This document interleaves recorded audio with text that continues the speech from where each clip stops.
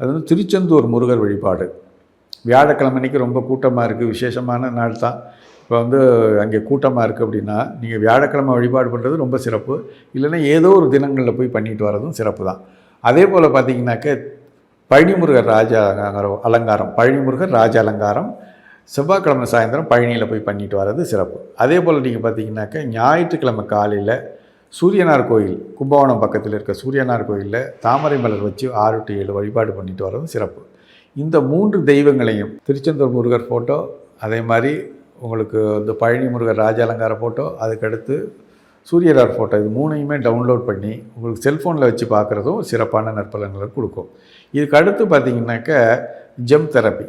GeM therapy அப்படின்னு நம்ம சொல்லும்போது நவரத்ன சிகிச்சை அப்படின்னு சொல்லக்கூடியது. இந்த ரத்தின கற்களை எப்படி யூஸ் பண்ணணும் அப்படின்னு பார்த்திங்கனாக்க இது கனக புஷ்பராகம் வலதுகை ஆட்காட்டி விரலில் நம்ம போடலாம்னு சொல்லியாச்சு. அதுக்கு அடுத்து நீங்கள் பார்த்திங்கனாக்க வலதுகை மோதிர விரலில் பவழம் அணிகிறது ரொம்ப சிறப்பாக இருக்கும்.